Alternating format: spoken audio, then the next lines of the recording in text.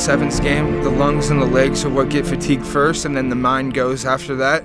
So if we can get our legs and lungs to fatigue as far as they can, and then keep our mind in the game, then we know that we can go just a little bit extra.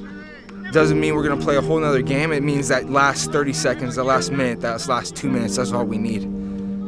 You do suddenly realise that you're breathing a little bit shallower than normal, that you're slightly more nervous than you should be, and it's a reminder, you know, this is a place where you did get nervous, where you were trying to think with great clarity. You know, as a young guy, I always thought that experience was completely overrated. This naivety of youth. As soon as you get that experience and you see the younger lads, you realise how vital it is to the success of any team, of players that have been there and done it, and that have that calmness about them when everyone else is panicking and everyone else is getting hot-headed. Emotions are high, but yet their exterior is steely.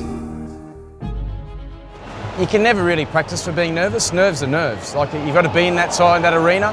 What you've got to then become good at and becomes disciplined and experience that is just being able to be disciplined enough to do the really simple things really well. What will make the difference ultimately in the tight games and the big matches, and when the pressure comes on, is what's happening mentally. The top two, maybe it's the top 2.5 if you're lucky.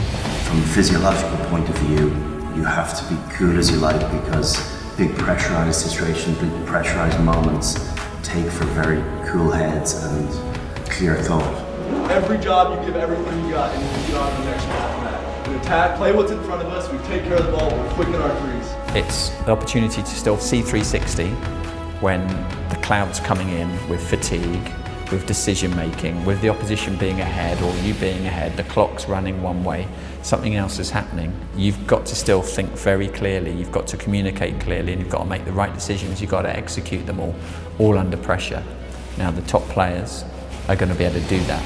The teams that perhaps aren't used to that situation, haven't got that resilience, are going to be the ones that will get close but won't get close enough. You see the best players always turning up at key moments and making good decisions, because as much as their heart is jumping out of their chest, they're very, very clear in their thought. You talk about different scenarios and situations, which might be the last 2 minutes, might be the last play of the game, it might be winding down the clock. It's what you have to do in that period, which is really important. And that's what makes a great team, and that's what makes a really quality player, is being able to break it down to that. And then in a big arena, there's a lot of noise, there's a lot of distractions. No, that's all I need to do. I'll focus on that. If I take care of business, we'll be okay.